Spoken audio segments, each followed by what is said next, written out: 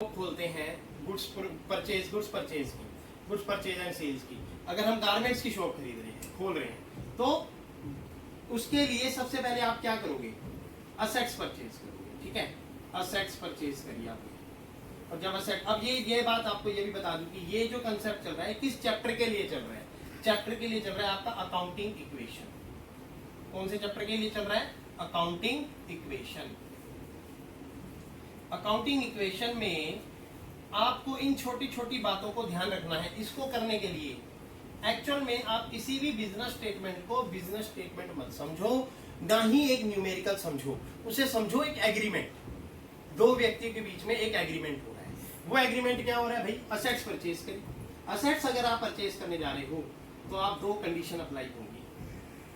Assets purchase करने जा रहे हो तो दो कंडीशन अप्लाई होंगी। पहली कंडीशन तो ये होगी आपका कैश डिक्रीज होगा। कैश क्या होगा? असेट्स परचेज करने से डिक्रीज होगा, मतलब कि कैश का एरो नीचे आ गया। और इंक्रीज क्या होगा? इंक्रीज आपकी असेट्स इंक्रीज होगी, असेट्स इंक्रीज हो जाएगी। मतलब आपको ये क्लियर होना चाहिए कि अगर मैं असेट्स परचेज कर रहा हूं तो क्या होगा? कैश डिक्रीज और असेट्स इंक्रीज। लेकिन नेक्स्ट स्टेप में मैं आपको एक ऐसी बात बताना चाहूंगा जो बहुत बहुत जरूरी है। अगर गुड्स परचेज की बात करें, क्यों जरूरी है ये भी आपको बता देता हूं। क्योंकि हम 2020 में चल रहे हैं। 2020 में चल रहे हैं तो आप खुद सोचो क्या क्या चीजें आ रही हैं। अगर आपने गुड्स परचेज करनी है मार्केट में जाकर, अगर आप गुड्स परचेज करना चाह रहे हो तो पहली चीज है कैश परचेज करोगे। कितने तरीकों से गुड्स को कितने तरीके से खरीद सकते हैं हम? Cash purchase. दूसरी कौन सी टाइप आती है? Credit purchase. Credit purchase. दूसरी कौन सी टाइप आती है? Credit purchase. क्रेडिट परचेज कर सकते हो। तीसरी चीज भी आजकल चल रही है मार्केट में, debit card, ATM card purchase. आप डेबिट कार्ड से परचेज कर सकते हैं, मतलब शॉपिंग करने के। यहां पर ऐसा नहीं है कि असेट्स नहीं परचेज कर सकते ऐसे। ये तो मैंने एक जनरली एक पॉइंट बताया है। अकाउंटिंग इक्वेशन चैप्टर को करने के लिए आपको छोटे छोटे पॉइंट्स पर ध्यान देना है। पहला पॉइंट आता है असेट्स परचेज। जैसे मैंने लो फर्नीचर खरीदना है, फर्नीचर को आप चाहो तो फर्नीचर को भी कैश परचेज कर सकते हो, क्रेडिट परचेज कर सकते हो, डेबिट कार्ड या एटीएम कार्ड परचेज कर सकते हो। जब आप कैश परचेज करते हो तो कैश डिक्रीज होता है और असेट्स मतलब फर्नीचर इंक्रीज होता है। ये सिंपल सा शॉर्ट हो गया। ऐसे ही अगर मैं गुड्स परचेज करता हूँ तो उसका ए पॉइंट क्या बनता है भाई? अगर मैं कैश परचेज करूंगा तो कैश तो जाएगा ना मेरा, कैश डिक्रीज, कैश डिक्रीज। दूसरा आएगा क्या मेरा भाई? स्टॉक आएगा, स्टॉक इंक्रीज। अब यहां पर ये चीजें अगर आपको क्लियर होंगी तो जब आप न्यूमेरिकल करोगे, उसका एग्रीमेंट पढ़ोगे, न्यूमेरिकल का एग्रीमेंट पढ़ोगे तो आपको वो इजी कंसेप्ट लगेगा। एवरी स्टेट में आपको एक एक स्टेटमेंट एक्सप्लेन करूंगा आगे चल के, एक एक स्टेटमेंट पर काम करेंगे हम ताकि आपको क्लियर हो। Cash decrease, stock increase. दूसरा पॉइंट आता है क्रेडिट परचेज। अगर आप क्रेडिट परचेज करते हो तो यहां बस भाई समझ रहे ना, बहुत जरूरी चीज है। क्रेडिट परचेज कर रहे हो तो ये तो कंफर्म है स्टॉक इंक्रीज होगा, तो पहले केस में मैं स्टॉक इंक्रीज लिख देता हूं। ये तो कंफर्म है, माल तो आएगा आएगा। और उधार कौन देगा आपको? जानकार देगा आपका, कोई गैर तो देगा नहीं। वो तो कहेगा भैया आज नकद कल उधार। अब पहले नकद, आज नकद का मतलब क्या है? आज नकद का मतलब है पहले एक महीने तक नकद तो लो, अपनी शक्ल एक महीने तक तो दिखाओ, फिर वो उधार देना भी शुरू कर देगा, फिर आपसे कमाना भी शुरू कर देगा। ये भी ध्यान रखना। तो इट्स मीन्स दैट आज नकद कल उधार का मतलब ही यही है कि आज आप नकद डील करनी शुरू करो, फिर हर महीने उधार चलती रहेगी, कोई दिक्कत नहीं है। एक महीना 2 महीने नकद लो, एक दुकान को फिक्स कर लो तो वो आपको तीसरे महीने उधार देना शुरू कर देगा। तो इसका मतलब ये होता है स्टॉक इंक्रीज हो गया, आपका स्टॉक बढ़ रहा है। लेकिन कैश जा रहा है क्या? कैश बिल्कुल भी नहीं जा रहा। कैश तो जा ही नहीं रहा क्योंकि उधार खरीद रहे हो भाई, क्रेडिट परचेज है आपका। क्रेडिट परचेज के केस में आपका कैश नहीं जा रहा। क्या क्या क्या जा रहा है? क्या जा रहा है? कौन क्रिएट हो रहा है? यहां पर क्रेडिटर क्रिएट हो रहे हैं। यहां समझने वाली बात है, कौन क्रिएट हो रहा है? क्रेडिटर क्रिएट हो रहे हैं। कौन क्रिएट हो रहा है? क्रेडिटर क्रिएट हो रहे हैं। मैंने पिछली स्लाइड में बताया था आपको, लायबिलिटी में आते हैं। कौन क्रेडिटर? कहां आते हैं? लायबिलिटी में आते हैं। क्रेडिटर कौन है?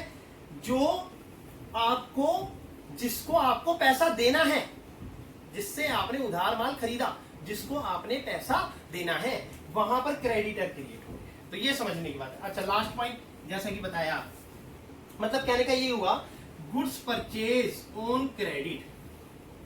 Goods purchase on credit. अगर गुड्स परचेज ऑन क्रेडिट है तो कौन क्रिएट हो रहा है भाई? क्रेडिटर क्रिएट हो रहे हैं, ये बात समझ लो। गुड्स परचेज ऑन क्रेडिट करोगे तो क्रेडिटर क्रिएट होंगे। अच्छा, डेबिट कार्ड एटीएम कार्ड से परचेजिंग कर रहे हो आप तो सिंपल सा लॉजिक है भाई, बैंक से पैसा डिक्रीज हो गया, बैंक डिक्रीज, बैंक आपका डिक्रीज हो गया। दूसरी चीज, स्टॉक तो इंक्रीज हो ही गया, स्टॉक तो आपकी दुकान में आ गया ना, स्टॉक ही तो खरीदा है आपने, और जब स्टॉक खरीदा है और एटीएम कार्ड से आपने स्वाइप किया है तो स्टॉक बढ़ गया और बैंक बैलेंस डिक्रीज हो गया। बैंक में मान लो 10,000 1 लाख रुपए पड़ा है और आपने 20,000 का स्टॉक खरीद लिया, तो सिंपल सी बात है बैंक से 20,000 रुपए डेबिट हो गए, माइनस हो गए, और 80,000 रुपए आपके बैंक में बैलेंस रह गए और 20,000 का स्टॉक आपकी दुकान में आ गया। ये बात समझने की है।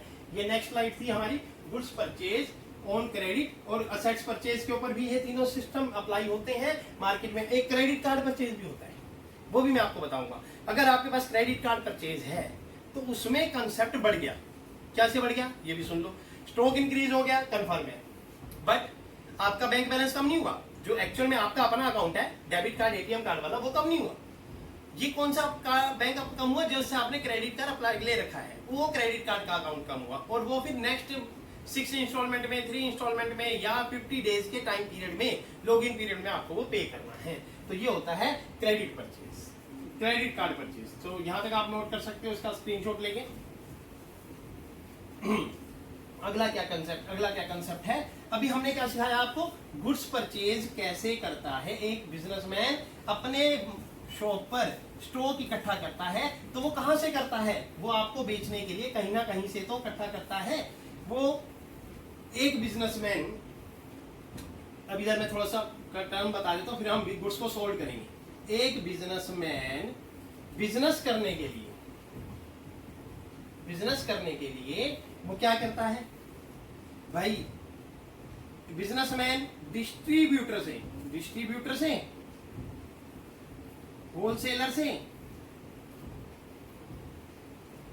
ठीक है, और फैक्ट्री से, कंपनी से, फैक्ट्री से, ठीक है, इन सब से बाइंग करता है, ठीक है। ये बिजनेस के लिए वो परचेज करता है। किसके लिए? किसके लिए करता है? कस्टमर के लिए। किसके लिए करता है? कस्टमर के लिए। ये भी सिंपल सा लॉजिक है भाई। एक बिजनेसमैन डिस्ट्रीब्यूटर से बाय करेगा, होलसेलर से बाय करेगा, कंपनी से बाय करेगा, फैक्ट्री से बाय करेगा, और किसके लिए? कस्टमर के लिए।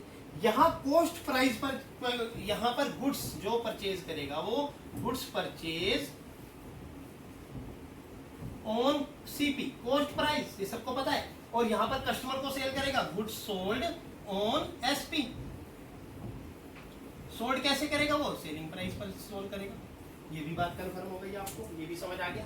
तो ये भी आप स्लाइड शो नोट कर सकते हैं, क्योंकि अगर चैप्टर को आपने करना है तो आप अभी गुड्स सोल्ड और कंप्लीट करने के बाद मैं आपको इस स्लाइड को खत्म करके फिर न्यूमेरिकल पार्ट कंसर्न करेंगे, और इसकी अगला पार्ट में देखेंगे उसको हम। पहले हम इस पार्ट में गुड्स सोल्ड और कर लेते हैं। अब गुड्स सोल्ड समझ लो। गुड्स सोल्ड कैसे कर रहे हो आप दुकान पे बैठ के? अब आप क्या कर रहे हो? अपनी चीज को बेच रहे हो। कैसे बेच रहे हो भाई? ये भी समझ लो। गुड्स सोल्ड कर रहे हो, कैश सेल कर रहे हो, कैश सेल कर रहे हो ना। इसमें भी आप क्रेडिट सेल कर रहे हो।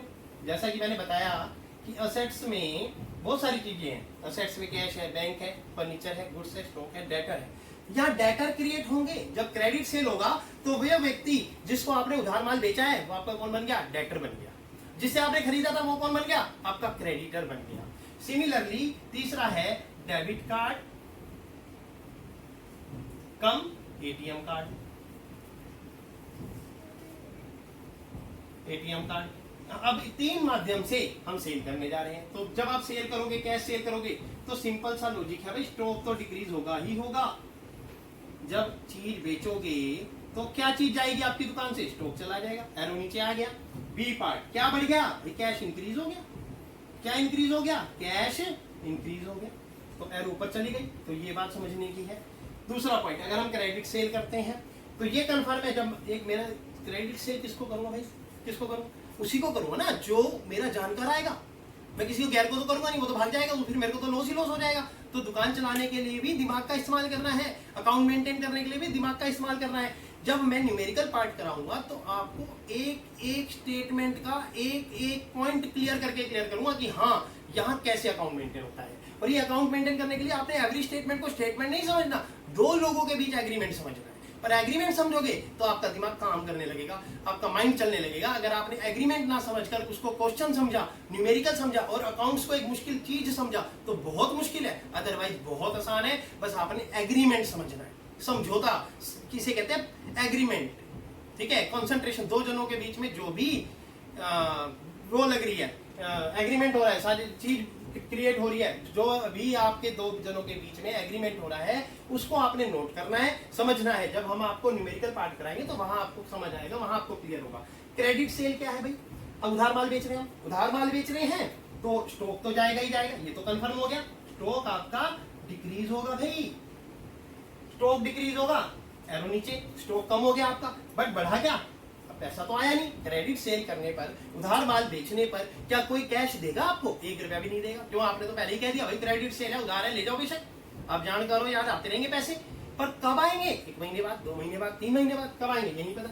तो उसका कोई एग्रीमेंट नहीं हुआ तो नहीं पता, लेकिन अगर उसका एग्रीमेंट हुआ है कि सर 2 महीने में पे कर देना, ठीक है, तो एक अलग बात है। तो स्टॉक डिक्रीज हो रहा है, इंक्रीज क्या हो रहा है? डेटर इंक्रीज हो रहा है। कौन इंक्रीज हो रहा है?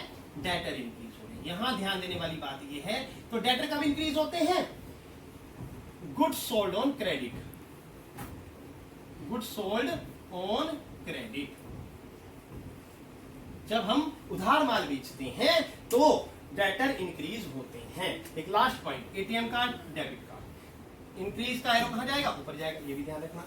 डेबिट कार्ड से क्या होगा? A B simple. जब डेबिट कार्ड से भी आप स्टॉक सेल करते हो, माल बेचते हो, तो आपका स्टॉक तो डिक्रीज 101% होगा भाई। स्टॉक तो गया दुकान से, एरो लग गया नीचे, लेकिन पैसा कहां पे आया? आपने पैसा कहां रिसीव किया? बैंक में।